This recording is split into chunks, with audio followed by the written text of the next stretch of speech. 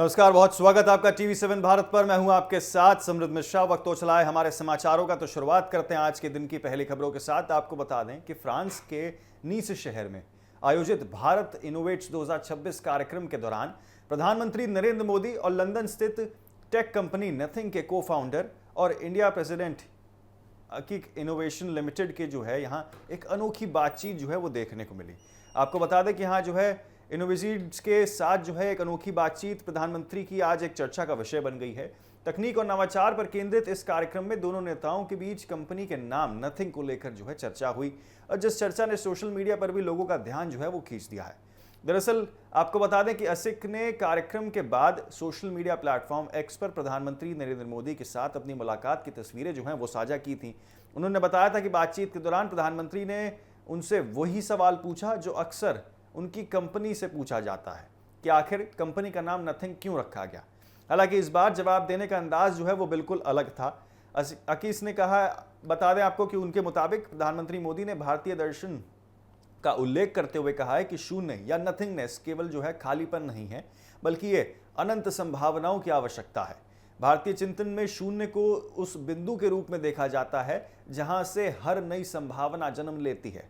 प्रधानमंत्री ने समझाया कि शून्य का अर्थ कुछ भी नहीं होना चाहिए, बल्कि वो ऐसी स्थिति है जिसमें सब कुछ बनने की क्षमता जो है वो मौजूद होती है। प्रधानमंत्री मोदी के इस वाक्य ने आपको बता दें कि असिक को काफी प्रभावित भी किया है। उन्होंने कहा है कि यह दृष्टिकोण उनके लिए बेहद प्रेरणादायक रहा है और वो इस विचार को लंबे समय तक याद रखेंगे। सोशल मीडिया पर भी इस चर्चा को भारतीय ज्ञान परंपरा और आधुनिक टेक्नोलॉजी के अनूठे संगम के रूप में जो है वो देखा जा रहा है। कई यूजर्स ने इसे भारत की बौद्धिक विरासत और वैश्विक तकनीक संवाद के बीच जो है एक मजबूत सेतु के बीच में बताया है। भारत इनोवेट्स 2026 कार्यक्रम में देश और दुनिया की कई प्रमुख हस्तियां शामिल हुई। इस दौरान आपको बता दें कि फॉरेंसाइंस के सह संस्थापक इन्फोसिस के और इसी के साथ तमाम ऐसी कंपनियां के एन नारायण मूर्ति जो है सहित कई सारे ऐसे अनेक उद्योगपति और इसी के साथ शिक्षाविद जो है, टेक्नोलॉजी विशेषज्ञ जो हैं वो इस कार्यक्रम में मौजूद रहे थे। ये तस्वीरें अभी आप आपको दिखा रहे हैं जो प्रधानमंत्री मोदी के साथ जो है साझा की गई थी। इस कार्यक्रम का उद्देश्य भारत की नवाचार क्षमता, स्टार्टअप इकोसिस्टम और तकनीकी नेतृत्व को जो है वैश्विक मंच पर प्रस्तुत करना था। इस कार्यक्रम के दौरान नथिंग ने भारत के 2 प्रतिष्ठित शैक्षणिक संस्थानों के साथ सामूहिक समझौता भी किए हैं। कंपनी ने IIT रुड़की और IISc बैंगलोर से जुड़ी संस्था foundation for science innovation and development यानी कि FSID के साथ जो है रणनीतिक साझेदारी के लिए समझौता ज्ञापन भी यानी कि MOU पर हस्ताक्षर किए हैं। IIT रुड़की के साथ हुए समझौते का उद्देश्य छात्रों को उद्योग से सीधे जोड़ना है और उन्हें वास्तविक व्यावसायिक चुनौतियों का अनुभव प्रदान करना है। इसके तहत नथिंग के विशेषज्ञ संस्था में आप गेस्ट लेक्चर देने आएंगे और विभिन्न केस स्टडीज जो है वो प्रस्तुत करेंगे, और इसी के साथ आपको बता दें कि उद्यमिता से जुड़े विशेष सत्र आयोजित किए जाएंगे। साथ ही एक संयुक्त इंडस्ट्रियल डिजाइन चैनल भी जो है वो आयोजित किया जाएगा, जिसमें छात्र उपभोक्ता तकनीक से जुड़े जो डिजाइन्स हैं उनका समाधान विकसित कर सकेंगे। इससे छात्रों को उद्योग की विरासत या वास्तविकता की जो आवश्यकताएं हैं उसके अनुरूप अपने आप को समझने और नवाचार आधारित समाधान तैयार करने का अवसर जो है वो भी मिलेगा। वहीं अगर IISc की बात की जाए तो IISc के साथ हुए समझौते का मकसद दरअसल स्टार्टअप्स इकोसिस्टम को मजबूत बनाना है। इस साझेदारी के तहत नथिंग स्टार्टअप्स को जो है यहाँ पर आपको बता दें मेंटोरशिप और नेटवर्किंग और व्यापक सहयोग उल्लेख जो है वो किया जाएगा। कंपनी अपने विशेषज्ञों के माध्यम से उभरते उद्यमियों को मार्गदर्शन देगी और उन्हें वैश्विक बाजार से जोड़ने में मदद करेगी। इसके अलावा आपको बता दें कि प्रशिक्षण कार्यक्रम, उद्योग भ्रमण और तकनीकी सहयोग जैसी पहल भी जो है इस साझेदारी का बहुत ही बड़ा हिस्सा मानी जा रही है। असीक ने कहा है कि भारत तेजी से दुनिया के सबसे महत्वपूर्ण नवाचार केंद्रों में से एक बन रहा है। उनके अनुसार देश में मौजूदा प्रतिभा, इसी के साथ बढ़ता स्टार्टअप इकोसिस्टम और मजबूत शैक्षिक संस्थान आने वाले वर्षों में वैश्विक तकनीक परिदृश्य को जो है नई दिशा दे सकते हैं। उन्होंने कहा है कि अगली बड़ी इनोवेशन वेब जो है वो तब आएगी जब अकादमी, संस्था, उद्योग और इसी के साथ स्टार्टअप्स मिलकर काम करेंगे। यही सोच इन साझेदारियों के पीछे की प्रेरणा है। उन्होंने ये भी कहा है कि नथिंग के लिए भारत सिर्फ एक बड़ा बाजार नहीं बल्कि रणनीतिक रूप से बेहद महत्वपूर्ण साझेदार भी है। कंपनी भारत में अपने उत्पादों का निर्माण भी कर रही है और लगातार स्थानीय निर्माण और इसी के साथ अनुसंधान गतिविधियों का विस्तार भी कर रही है। भारत ने कंपनी की बढ़ती मौजूदगी ये दर्शाती है कि वैश्विक टेक कंपनियां अब भारत को केवल उपभोक्ता बाजार के रूप में नहीं बल्कि नवाचार और उत्पादन केंद्र के रूप में भी देख रही हैं। भारत इनोवेट्स 2026 का आयोजन भारत के शिक्षा मंत्रालय की पहल के तहत किया गया था। यह कार्यक्रम G7 शिखर सम्मेलन से ठीक पहले आयोजित हुआ है। इससे इसकी अंतर्राष्ट्रीय अस्मिता और इसी के साथ आपको बता दें अहमियत और बहुत ज़्यादा बढ़ गई है। कार्यक्रम ने भारत के और वैश्विक तकनीक समुदाय के बीच सहयोग को नई दिशा देने का काम किया है। उधर आपको बता दें प्रधानमंत्री नरेंद्र मोदी ने फ्रांस में G7 शिखर सम्मेलन में भाग लेने के लिए भी वो पहुंच गए हैं। फ्रांसीसी राष्ट्रपति मैक्रो से यहाँ निमंत्रण पर वो इस यात्रा को भारत फ्रांस संबंधों और वैश्विक सहयोग के लिहाज से बहुत महत्वपूर्ण माना जा रहा है। G7 बैठक के दौरान प्रधानमंत्री नई साझेदारियों का निर्माण और अंतर्राष्ट्रीय एकजुटता का पुनर्निर्माण विषय पर आयोजित सत्र के लिए हिस्सा लेंगे। शिखर सम्मेलन के साथ आपको बता दें कि प्रधानमंत्री की कनाडा के प्रधानमंत्री मार्क कार्नी, ब्रिटेन के प्रधानमंत्री और इसी के साथ संयुक्त अरब एमिरेट्स के राष्ट्रपति शेख मोहम्मद बिन जायद अल से भी कई सारे ऐसे नेता हैं जिनके साथ वैश्विक नेताओं के साथ द्विपक्षीय बैठक भी प्रस्तावित है। भारत की लगातार बढ़ती वैश्विक भूमिका का अंदाज इस बात से लगाया जा सकता है कि ये G7 शिखर सम्मेलन में देश की 13वीं भागीदारी है और प्रधानमंत्री मोदी की लगातार 7वीं उपस्थिति है। विशेषज्ञों का मानना है कि तकनीक, कृत्रिम बुद्धिमत्ता और इसी के साथ विनिर्माण, नवाचार को मजबूत आपूर्ति श्रृंखलाओं के क्षेत्र में भारत की बढ़ती क्षमता ने दुनिया की प्रमुख अर्थव्यवस्था का ध्यान वो अपनी ओर आकर्षित किया है। भारत इनोवेट्स 2026 और G7 जैसे मंच इस बात का संकेत दे रहे हैं कि वैश्विक व्यवस्था में भारत की भूमिका लगातार मजबूत होती जा रही है।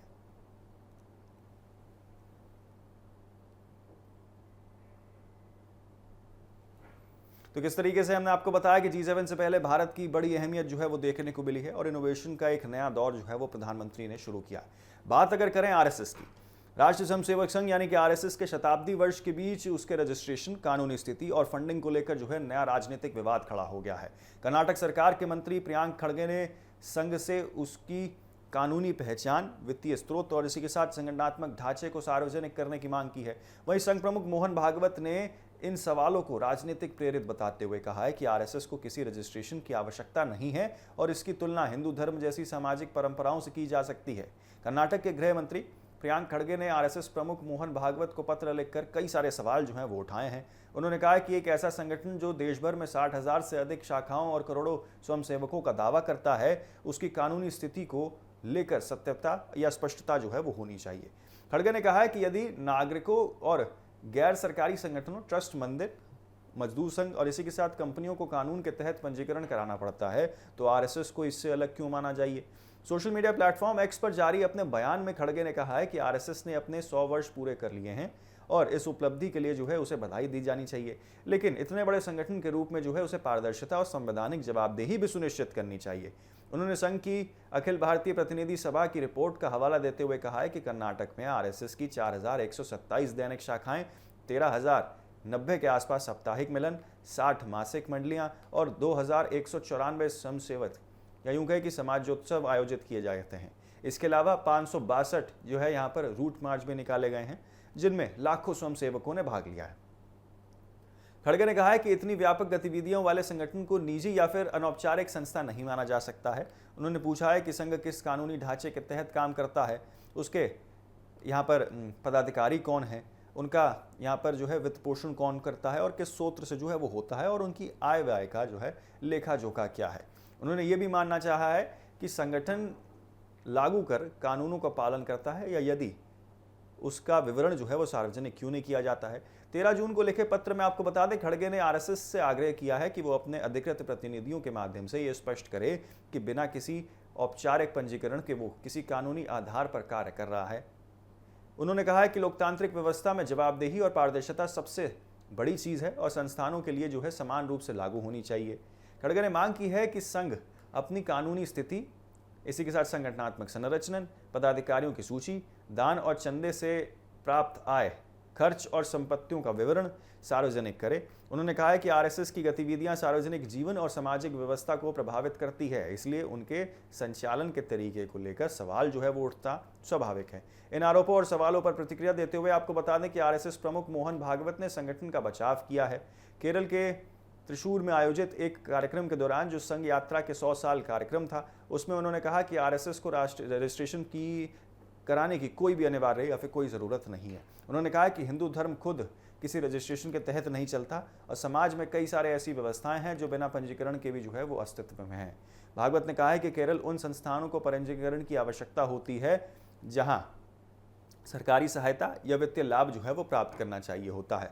उनके अनुसार सरकार को आरएसएस के अस्तित्व और उसके कामकाज की पूरी जानकारी है। उन्होंने कहा है कि संघ कोई गुप्त सूचना या संगठन नहीं है और उनकी सभी गतिविधियां जो है वो सार्वजनिक रूप से संचालित होती हैं। संघ प्रमुख ने कहा है कि आरएसएस खुले तौर पर शाखाएं चलाता है, लगाता है, कार्यक्रम आयोजित करता है और समाज के बीच जो है काम करता है। उन्होंने कहा कि स्वयंसेवक लोगों के बीच रहते हैं और संघ की गतिविधियां किसी से जो है वो छिपी नहीं है, इसलिए कहना कि संगठन गोपनीय तरीके से काम करता है पूरी तरीके से गलत है। भागवत ने यह भी याद दिलाया है कि स्वतंत्र भारत में आरएसएस पर 2 बार प्रतिबंध लगाया गया था। उन्होंने ये भी याद दिलाया कि सरकार किसी संगठन पर प्रतिबंध लगाने की स्थिति में थी तो इसका अर्थ है कि सरकार उस संगठन के अस्तित्व और गतिविधियों को मान्यता देती है। उन्होंने कहा कि एक प्रतिबंध लगाना या यूं कहें कि प्रतिबंध न्यायालय के आदेशों से और दूसरा जो है वो व्यापक सत्याग्रह के बाद हटाया गया था। उन्होंने बताया कि 1950 के दशक में ही आरएसएस ने अपना जो है यहाँ पर लिखित संविधान सरकार को सौंप दिया था। यदि उस समय रजिस्ट्रेशन अनिवार्य होता तो सरकार इस संबंध में निर्देश देती। भागवत ने अनुसार आपको बता दें, आज तक किसी सरकारी एजेंसी ने संघ को जो है पंजीकरण कराने के लिए बाध्य नहीं किया है।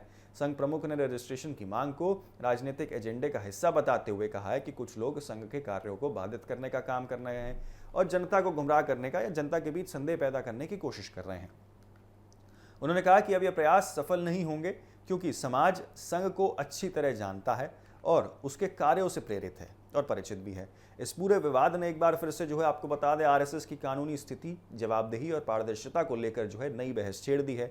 एक और कांग्रेस और उसके नेता संगठन से अधिक सार्वजनिक जवाबदेही की मांग कर रहे हैं, वहीं संघ इसे राजनीतिक हमला बताते हुए अपने ऐतिहासिक और सामाजिक स्वरूप का जो है हवाला दे रहा है। आने वाले दिनों में यह मुद्दा राजनीतिक और वैचारिक बहस का बड़ा विषय बन सकता है।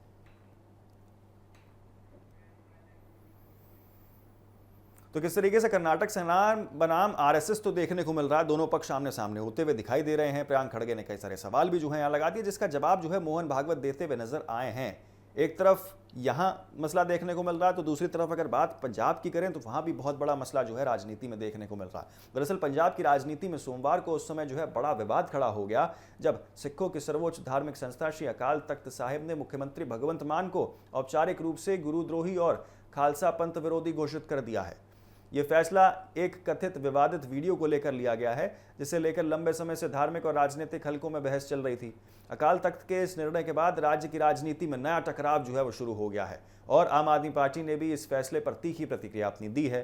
दरअसल आपको बता दें अमृतसर में आयोजित पान सिंह साहिबान की बैठक के बाद श्री अकाल तख्त साहिब के कार्यवाहक जोतोधार ज्ञानी कुलदीप सिंह गरगज ने अकाल तख्त की फैसले जो है यहाँ पर दिया और आपको बता दें कि फसिल से ये आदेश सुनाया है।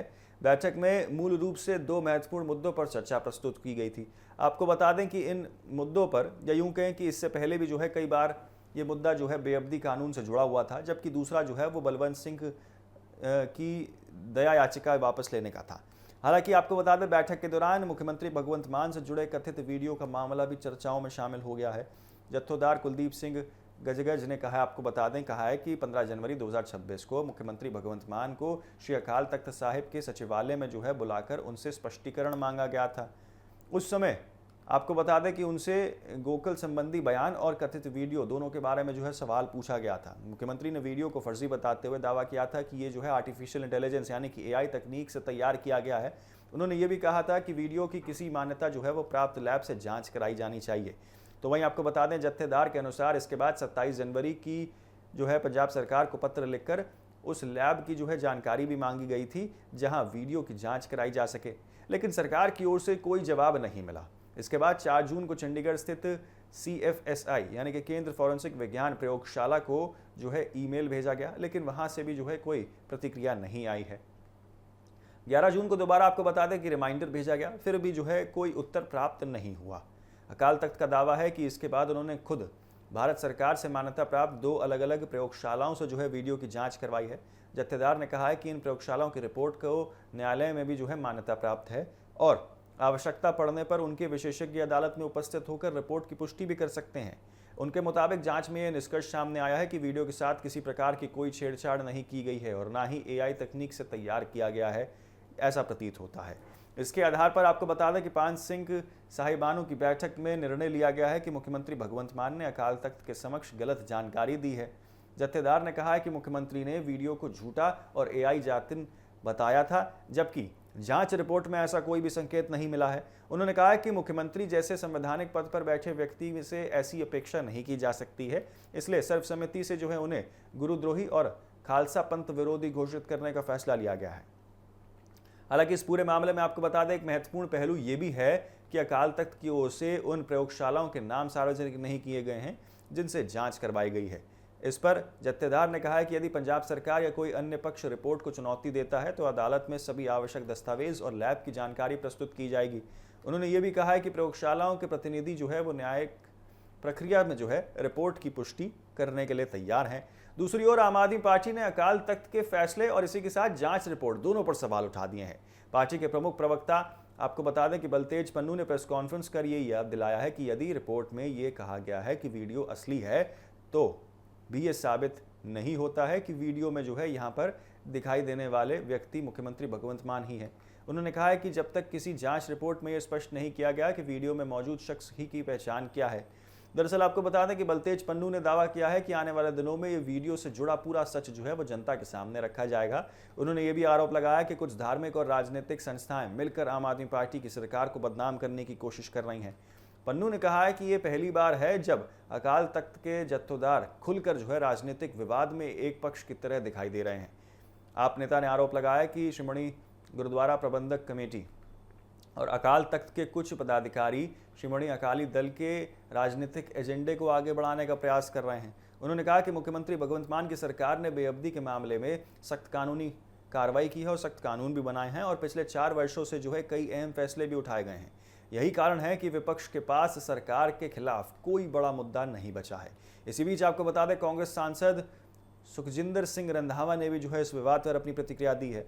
उन्होंने सोशल मीडिया प्लेटफॉर्म एक्स पर टिप्पणी करते हुए कहा है कि यदि वीडियो को लेकर जत्थेदार का दावा सही है तो फिर आगे की कार्रवाई में देरी क्यों हो रही है। वहीं आपको बता दें कि श्रोमणी अकाली दल ने अकाल तख्त के फैसले का समर्थन किया है। पार्टी ने अपने आधिकारिक बयान में कहा है कि जांच रिपोर्ट्स के आधार पर वीडियो को सही पाया गया है और यदि आरोप सत्य है तो ये बेहद गंभीर मामला है। अकाली दल ने कहा है कि गुरु साहिबान और सिख शहीदों के प्रति किसी भी प्रकार का अनादर स्वीकार नहीं किया जा सकता है। पार्टी ने यह भी स्पष्ट किया है कि वो इस मामले में अकाल तख्त द्वारा जारी किसी भी आदेश को पूरी निष्ठा के साथ वो पालन करेंगे। अकाल तख्त के फैसले के बाद पंजाब की राजनीति और धार्मिक हलकों में नई बहस वो तेज हो गई है। एक तरफ धार्मिक संस्था अपने फैसले को जांच रिपोर्ट और तथ्यों पर आधारित बता रहे हैं, वहीं आपको बता दें कि आम आदमी पार्टी इसे राजनीतिक साजिश करार कर रही है। ऐसे में आने वाले दिनों में मामला मामूली कानूनी, राजनीतिक और धार्मिक स्तर पर और अधिक चर्चा का विषय वो बन सकता है।